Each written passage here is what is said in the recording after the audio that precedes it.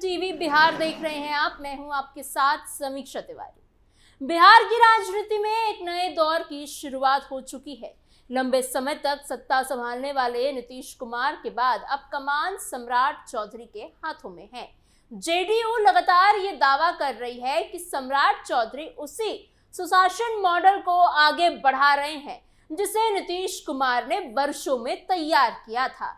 लेकिन सत्ता संभालने के सिर्फ 35 दिनों के भीतर ही सम्राट चौधरी के कई फैसले ये संकेत देने लगे हैं कि बिहार की राजनीति और प्रशासन अब नए रास्ते पर बढ़ रहा है। जनता दरबार से लेकर अपराध पर कार्रवाई, कैबिनेट के तौर तरीकों से लेकर विकास की प्राथमिकताओं तक कई बड़े बदलाव साफ दिखाई देने लगे हैं। आज की स्पेशल स्टोरी में बात करेंगे उन 4 फैसलों की जो नीतीश मॉडल से अलग नई राजनीतिक लाइन खींचते हुए नजर आ रहे हैं। बने रहिए वीडियो के अंत तक। नीतीश के शांत प्रशासन से अलग सम्राट का एक्शन मॉडल, सम्राट model versus Nitish model. Bihar की राजनीति में इस समय सबसे बड़ी चर्चा मुख्यमंत्री सम्राट चौधरी के काम करने के तरीकों को लेकर हो रही है। लोग लगातार उनकी तुलना पूर्व मुख्यमंत्री नीतीश कुमार से कर रहे हैं। एक तरफ नीतीश कुमार का प्रशासनिक मॉडल था जिसमें व्यवस्था, कानून और सिस्टम के जरिए काम करने पर ज्यादा जोर दिया जाता था, तो वहीं दूसरी तरफ सम्राट चौधरी खुद को एक तेज फैसले लेने वाले और सीधे एक्शन करने वाले नेता के रूप में पेश करते हुए आ रहे हैं।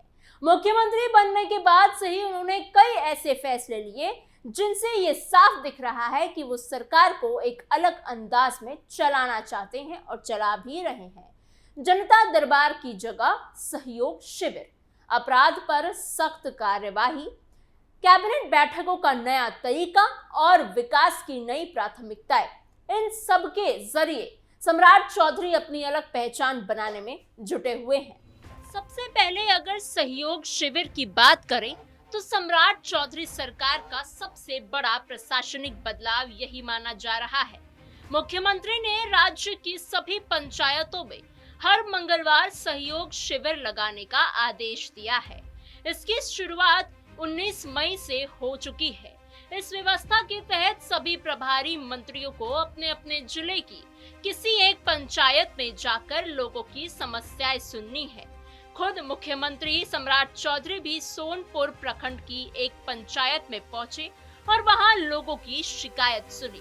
सरकार का दावा है कि अब लोगों को अपनी समस्या लेकर पटना तक आने की जरूरत नहीं पड़ेगी, बल्कि सरकार खुद गांवों तक पहुंचेगी। सम्राट चौधरी ने इस पूरे सिस्टम को काफी सख्त बनाया है।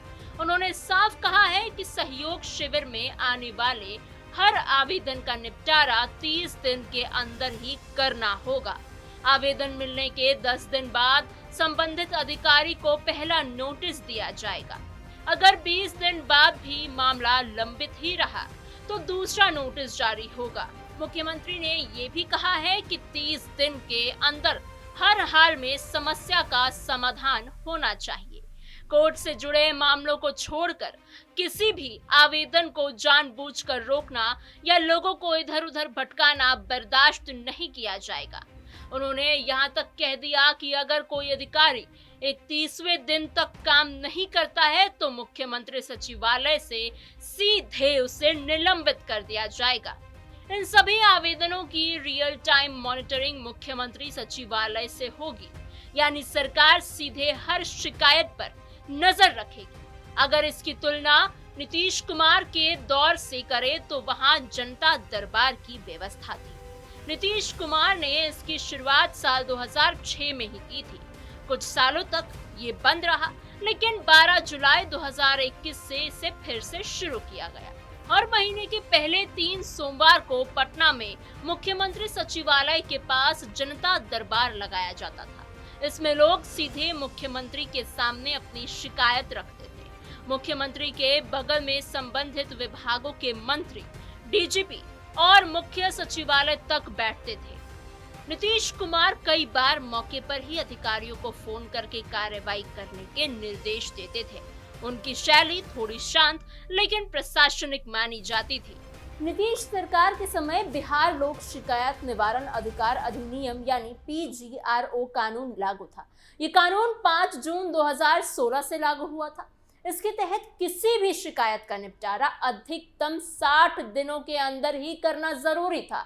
शिकायतकर्ता और अधिकारी को आमने सामने बैठाकर सुनवाई होती थी।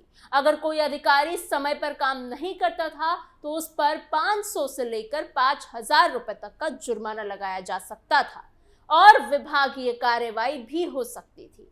अब सम्राट चौधरी ने इस मॉडल को और ज्यादा सख्त और तेज बनाने की कोशिश की है। सबसे बड़ा फर्क समय सीमा में दिखता है। जहां पहले 60 दिन का समय मिलता था, अब उसे घटाकर 30 दिन कर दिया गया है। दूसरा बड़ा फर्क कार्रवाई के तरीके में है। पहले अधिकारियों पर जुर्माना या विभागीय जांच होती थी, लेकिन अब सीधे निलंबन की बात कही जाती है। तीसरा बड़ा अंतर मॉनिटरिंग सिस्टम का है।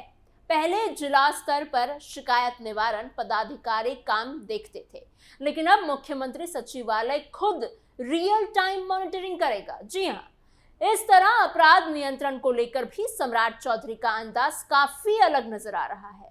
मुख्यमंत्री बनने के बाद से ही उन्होंने कई बार सार्वजनिक मंचों से कहा कि अपराधियों को उन्हीं की भाषा में जवाब दिया जाएगा।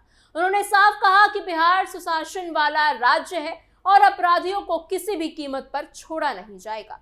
सम्राट चौधरी ने यहां तक कहा कि 15 साल में कम उम्र की बच्चियों के साथ जो अपराध करने वाले लोग हैं, जो अपराधी हैं, उनको माला नहीं पहनाई जानी चाहिए, बल्कि उन पर माला चढ़ा देनी चाहिए।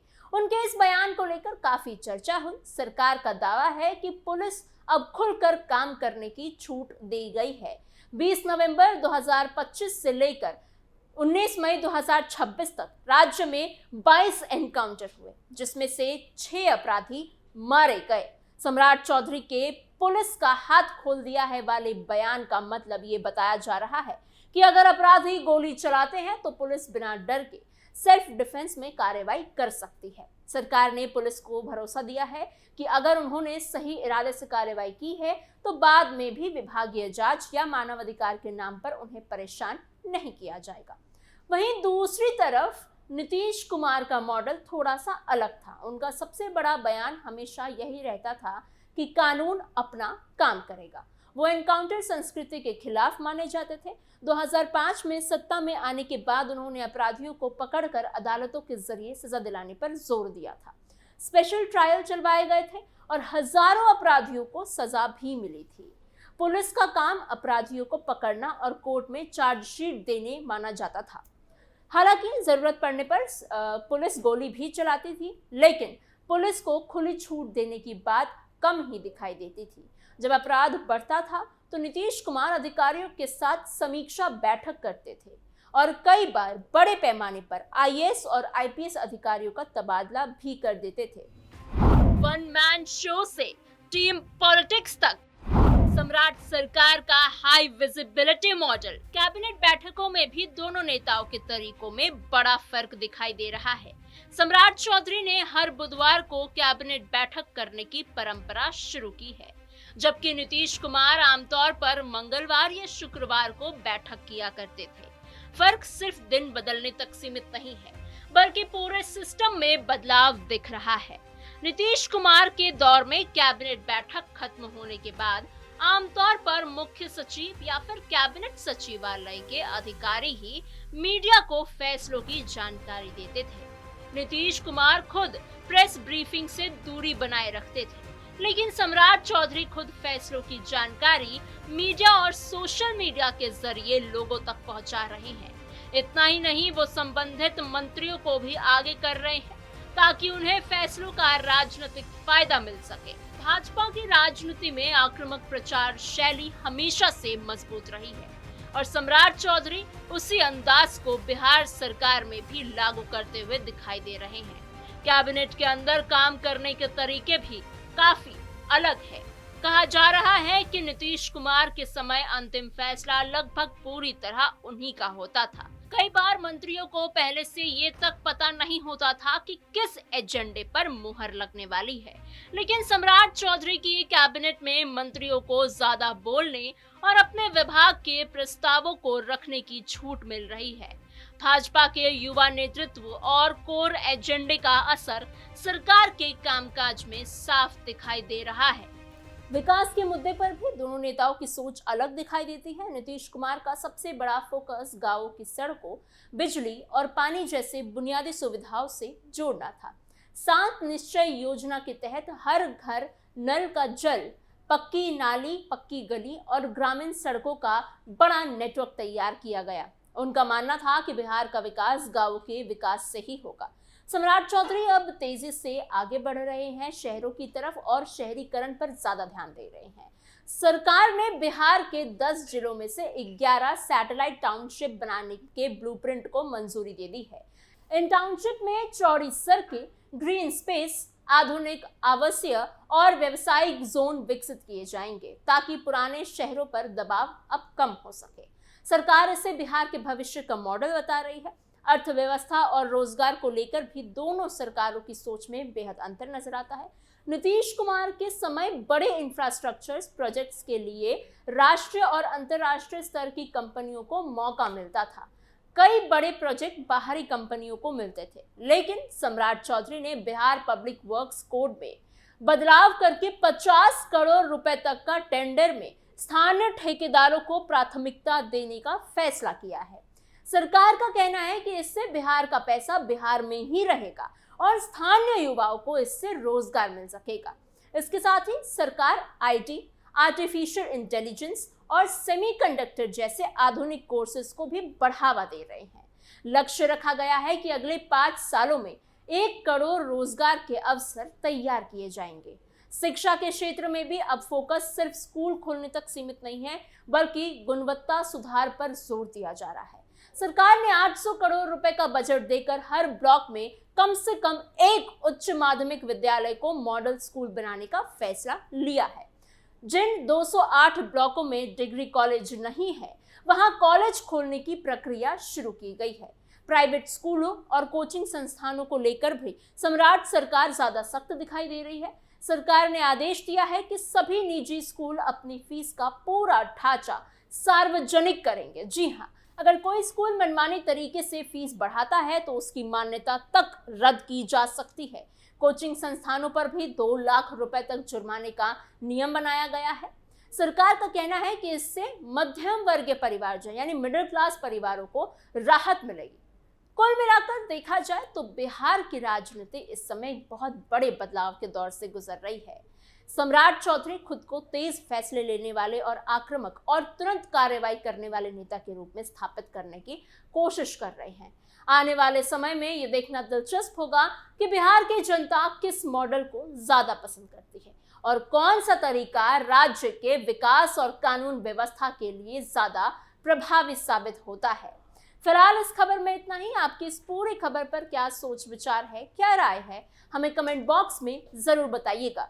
ऐसी ही और खबरों के लिए बने रहिए कैपिटल टीवी बिहार के साथ।